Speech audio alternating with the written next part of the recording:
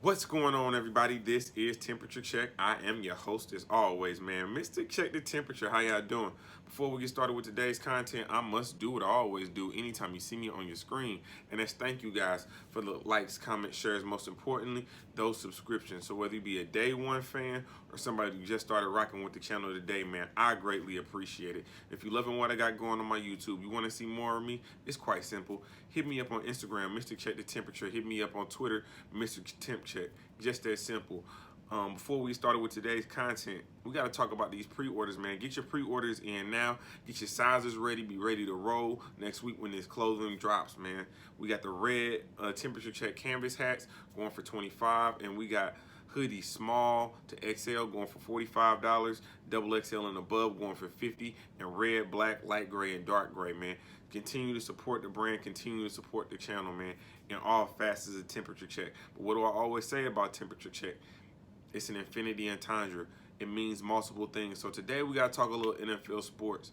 Obviously, we've had the first half of the divisional rounds, one NFC game, one AFC game. We'll get into the AFC game later, but let's talk about this NFC game real quick. So we had the LA Rams against the Green Bay Packers. Now, again, when you watch my preview video, one of the things I told you I wanted to look at was Aaron Rodgers being at home for a playoff game, for a playoff run to the Super Bowl. You know, when he went to the Super Bowl and won, and I do believe that was 2008, he was a wild card. He was on the road the entire time. Coming to Green Bay, coming to Lambeau Field, it's a different type of environment, especially if you're not used to it. And so it was cold, man. I mean, luckily it wasn't that bad weather, but again, you're dealing with a West Coast team and the LA Rams. You're also dealing with a LA Rams team that is beat up at a lot of key positions. First and foremost, Jared Goff still recovering from the thumb surgery that he had. He had the 3 pins put in his thumb. You know, he played last week. His thumb was swollen. He went out today. I mean, his numbers were solid, but they just weren't. They weren't numbers that was going to push you over the top to make it to an NFC Championship game. I mean, they're pretty average. 21 to 27 for 174 with 1 touchdown, no picks. He did get sacked 4 times for 26 yards for a QBR of 84.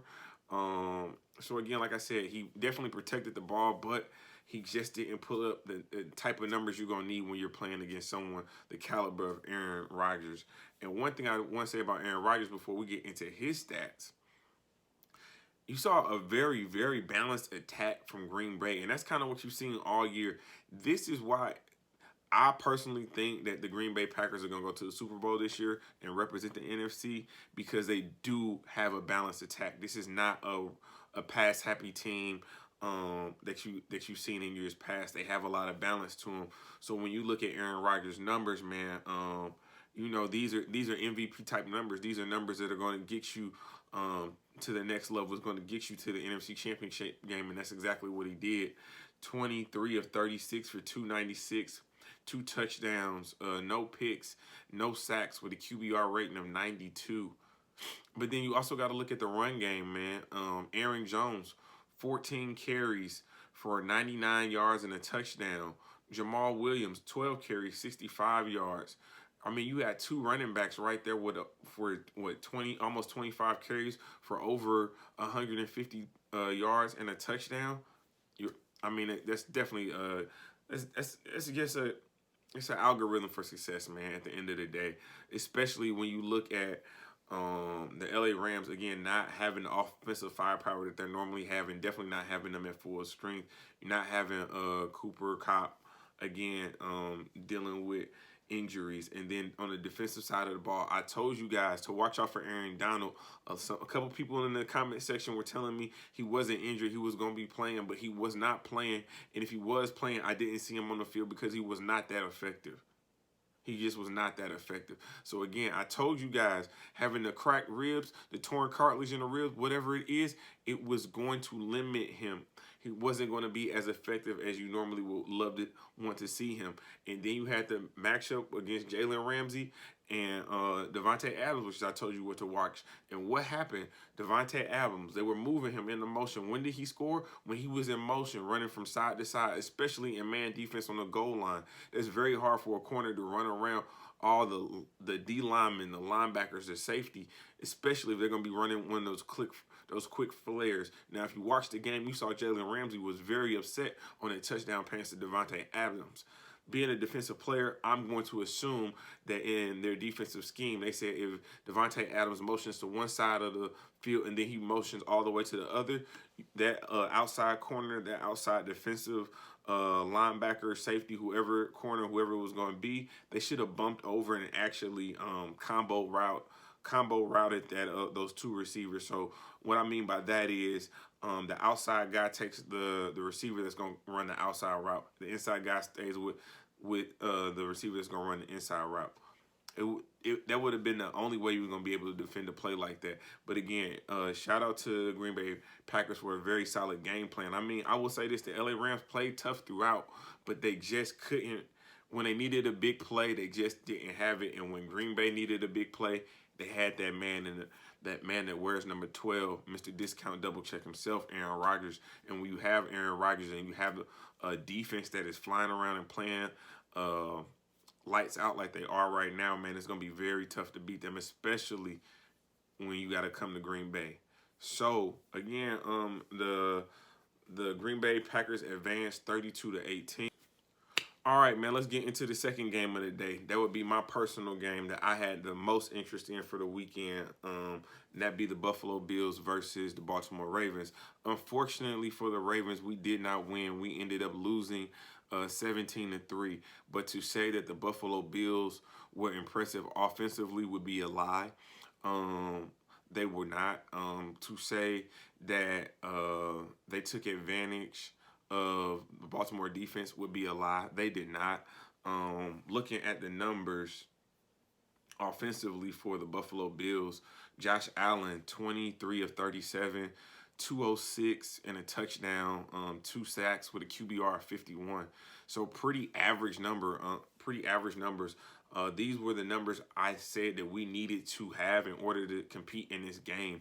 I said Josh Allen, we needed to keep him around 200 yards throwing the ball. We kept him down at 206. I said Stephon Diggs, we couldn't allow him to have over 100 yards receiving. He had 8 catches, 106 yards, but a very crucial touchdown. But, you know, again, when I looked at the game overall, personally as a Baltimore Ravens fan, after that first drive and Justin Tucker missed that field goal, which he has missed 3 field goals this playoffs. It's very unlike Justin Tucker, who was a career 91% field goal kicker. So very unlike Justin Tucker. I'm definitely going to be looking to see what the Baltimore Ravens are going to be doing with their kicking game, because their kicking game definitely came up very short in the playoffs this year with the punter and the kicker. So I don't think they'll be making any changes. Justin Tucker's still one of the best. I want to see him back next year, but again, it's just something to kind of watch for. But obviously, there's only going to be one person that everyone's going to be talking about when it comes to this game, and that's going to be Lamar Jackson. You know, Lamar, I'll be honest with you. Again, like I said, after that first drive, as a Ravens fan, I never really felt like our offense got comfortable. I thought that we definitely should have just stayed consistent with the running game. I felt like we were passing too much. Gus Edwards had 10 carries. J.K. Dobbins had 10 carries. Both of them combined for 20 carries for 84 yards. Lamar Jackson definitely did not have a good day running the ball. 9 carries for 34 yards. So, you know, the Buffalo Bills, you got to give them a lot of credit. Defensive line was able to really stifle the run game of the Ravens. I didn't really see them move the line of scrimmage, but they were able to make piles. And when you're playing the zone defense and all eyes are on Lamar Jackson, it's going to be very difficult for him to be that special player that we're used to seeing him. I mean, he had burst. He definitely had burst, but overall, man, it ultimately came down to one critical mistake by Lamar Jackson. And it was the interception that was returned 101 yards for pretty much the back-breaking touchdown. And that would have been by Tyron Johnson, number 24. Again, he went 101 yards with a touchdown. So if you look at Lamar Jackson's numbers for the day, 14 to 24, 162 yards with an interception. He was sacked 3 times with a QBR of 55.6. So again, like I said, obviously Lamar is going to get a lot of this blame. Greg Roman, the offensive coordinator for the Baltimore Ravens, is going to receive a lot of blame for this.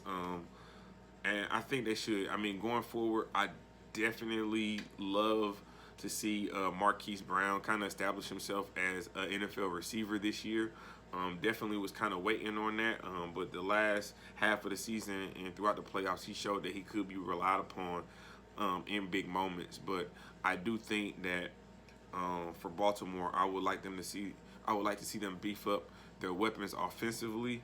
I would love to see a true number one receiver in Baltimore. If you give me the typical 6'3", 215-pound receiver, big hands that can go up and make a play for Lamar Jackson, that when he is scrambling, he has someone that he trusts that he can just throw the ball up and can go make a play for him. I think that will play him huge dividends going forward. Greg Roman, I do want to see him back next year, but we got to open up the playbook. We just got to be honest with the situation. At this point in time, we cannot continue to stifle Lamar's growth as a passer. I think we definitely need to bring him along more as a passer, but then not be afraid to use his legs. I think in the first half of the season, we were just trying to keep him as a passer, and that's what I felt like we were trying to do this game, which was very frustrating for me. The game was very close throughout. I mean, even unfortunately, Lamar got hurt at the end of the third quarter. So you saw Tyler Huntley, from our rookie from Utah, our rookie backup from Utah, come in, and he showed that you could move the ball on that team, man.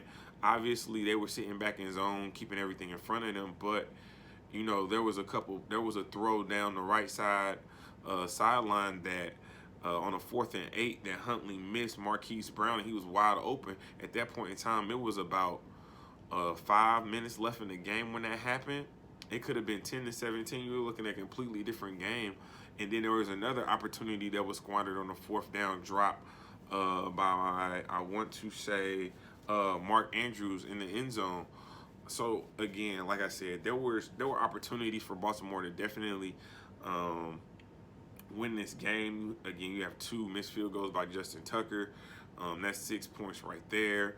And then you have, I mean, if Lamar doesn't get hurt, who knows? But then you still have Huntley missing Marquise Brown wide open on the sideline.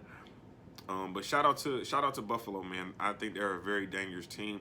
I think defensively, that is what I was more impressed with. Again, offensively, I wasn't impressed by them. Outside of Stephon Diggs, I thought it was pretty mediocre. But they did just enough to win, so all credit to them at the end of the day. But I'm very excited to see some of these games tomorrow, so let's talk about them. This is Temperature Check. I am your host as always, man. Mr. Check the Temperature. Like, comment, subscribe to the channel. And like always, we just getting started.